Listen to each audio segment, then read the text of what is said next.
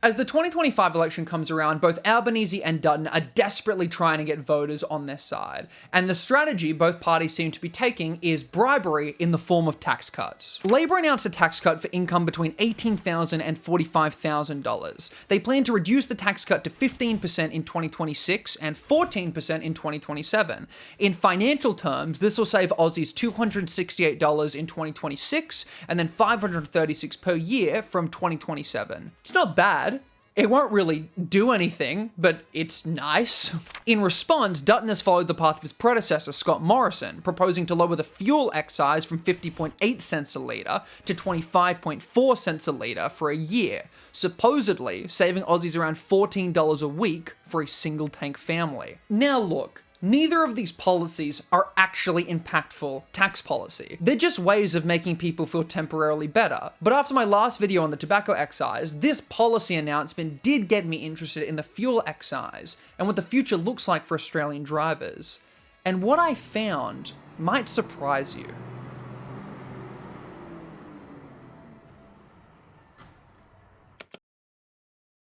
The fuel excise is a tax you pay on Australian fuel. It's one of the oldest taxes we have, being around since Federation in 1901. It's a revenue raiser, plain and simple. I'm not saying inherently that's a bad thing. You gotta pay for the road somehow, infrastructure is important. But at the end of the day, it's a revenue raiser, plain and simple. The fuel excise has been slowly increasing since 2020, currently sitting at 50.8 cents per litre, which may sound quite high, but when compared to other nations, it's actually incredibly low. Surprisingly, Australian fuel prices are some of the lowest in the developed world at the time of making this video. The issue is, however, Australians are incredibly reliant on their cars, and the Australian job market is making this worse. Both an increasingly competitive job market and the increase in Australian home prices are contributing factors to this. Increased home prices are pushing Australians away from major metropolitan areas and job hotspots, and even getting a job within those hotspots is becoming more difficult. Whilst our fuel prices look good comparatively to the rest of the world, the amount of time it takes for us to commute to work is miserable. In Europe, more than 60% of workers travel less than half an hour to get to work. In Canada, it's 61%, and in the US, it's 63%. In Australia, only 57% of Aussies take less than 30 minutes to get to work, and that might not sound like a huge difference, but in the US and Canada, on average, it takes roughly 26 minutes per day to commute to work. In Australia, the average worker spends 48 minutes per day getting to work. And for 53% of Aussies, the way they choose to get to work is their car, and that means they're burning more fuel. The average motorist in Australia is using 25 litres per week, which works out to be $47. And this is likely only going to get worse over time as commute times are growing longer, with the weekly average time to commute growing to 4.5 hours in 2017, compared to 3.7 hours more than 2 decades ago. Important question, will Dutton's policy actually make a meaningful difference? We've never done a quiz on this channel before, so we're going to try it now.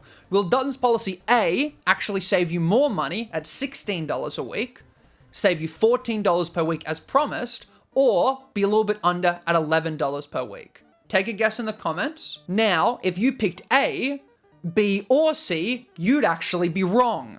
Dutton's policy would actually only save Aussies $6.25 per week, potentially $8.75 per week at best. This $14 a week assumes that Aussies are burning through fuel much quicker than they actually are and does not align with statistics I have just presented. Now, hey, this could be framed as a positive thing because it means that the economic cost on the budget might actually be lower than the $6 billion initially forecasted.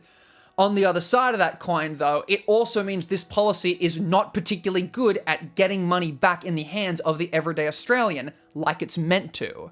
Historically, these types of one-year policies have also actually lasted a lot longer than 1 year because the government doesn't want people to be punched in the face by short and sharp price increases, which may actually mean this costs more than $6 billion. There's also that pesky thing called inflation, because on one hand, the cut to the fuel excise may make prices go down, which is pretty based, but if people start spending the money they got from the tax cut, then inflation could get worse, which is cringe. What upsets me most, though, isn't the fact that a guy in his mid-20s who makes political content in his bedroom is having to fact-check the potential leader of the country. It's the fact that if we play our cards right, This type of tax cut could actually be an incredibly beneficial policy that could lower the costs of goods and services and potentially help out one of the most important industries Australia has. On the flip side, however, it can also contribute to the planet dying. Swings and roundabouts.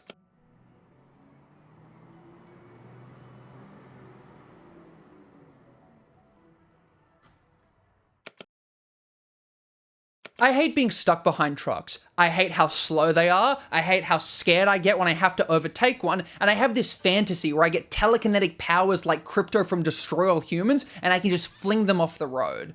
At the same time though, I also recognize the Australian economy would be categorically without truck drivers. In the 1900s, we had these things called steam-hauled road trains, and honestly, they sucked, but they were used for copper mining in South Australia. After World War II, the railways were getting overloaded and there was a scarcity for coastal shipping, so trucks were called into action. In the 60s, ex-military trucks were converted to road freight haulers, and as it stands now, 79.8% of all non-bulk domestic freight is carried on the roads. These are products such as food, drinks, post, manufactured goods, and other items including motor vehicles and uncrated live animals. In 2021 and 2022, only 2% of freight was transported between Melbourne and Sydney via rail. It is a booming industry with a 77% projected growth in road freight between 2020 and 2050. This is an industry worth a staggering $76 billion in 2023. You would think that when we're talking about a fuel excise cut, truckies would be at the forefront of the government's planning. It could be a really great thing for the cost of living. Lower the fuel excise, the cost to deliver goods is cheaper, and as such, the prices should go down.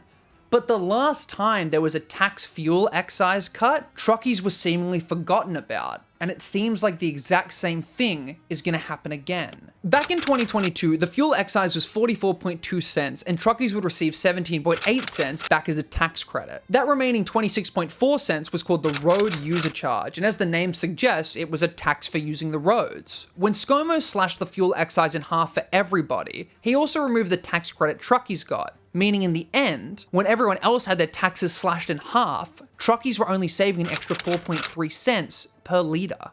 It would have been an obvious way to reduce the costs of goods, and I'm understanding of the fact that it also would have been a huge hit to the budget.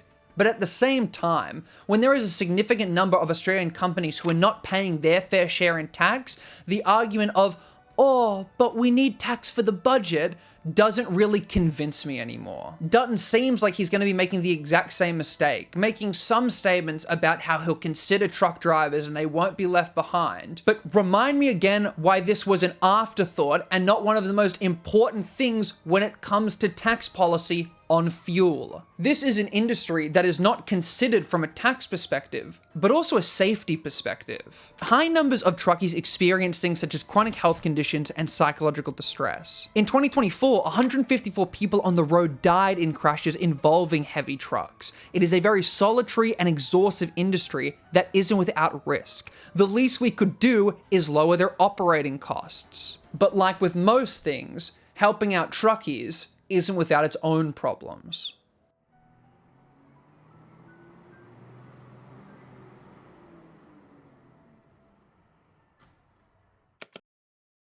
The elephant in the room is pollution. Rail uses roughly a third of the diesel a truck does when transporting the same weight, and it also requires less manpower. If we want to reduce emissions, it's going to end up with truckies losing their jobs. The Albanese government is doing what they can to prevent this by launching the Driving the Nation Fund, which on top of increased funding for EV installation and a national EV charging network, it's contributing up to 80 million co-invested with the states and territories to assist with decarbonising heavy transport by rolling out hydrogen refueling networks. In December of 2024, Albanese launched a fleet of 43 electric trucks in Sydney, which is sick, but transport accounts for 20% of Australian emissions, with trucks and buses responsible for a quarter of those emissions. So you're going to need a lot more than 43 electric vehicles, considering there's around 200,000 trucks in Australia. A core reason trucks are also picked over trains is the fact that, surprisingly, trucks are actually faster than trains, with a train from Sydney to Melbourne carrying freight taking about 13 hours, and a truck carrying freight only taking 10 hours. But from an environmental perspective, trucks are a nightmare. For each 1% of freight shifted from truck to rail nationally, an average of 71.9 million would be saved annually in terms of environmental damage, road conditions, and pollution-related health outcomes. It would also reduce CO2 by an average of 330,000 tons. Australia is accidentally preparing itself to leave its trucking industry in the dust, but if we want to reach net zero, that might actually be what we have to do. The government needs to start thinking about what it wants this industry to look like, because even with the projected growth, it's not going to be sustainable because of the skilled worker shortage. But more importantly, it can't be allowed to happen if you care about that net zero target. We need huge government investment in electric vehicles and a plan for what we're going to do with the workers who will be put out of a job, whether that be retraining in a different industry or finding a new role for them in the ever-evolving trucking industry. The complicated thing is this isn't exactly a political issue that really galvanizes your base, but nevertheless, it's a really, really important issue that needs to matter. But hey, come join the Discord, come talk about it, come say hi, come let me know what you think in the comments, like and subscribe. It's been real.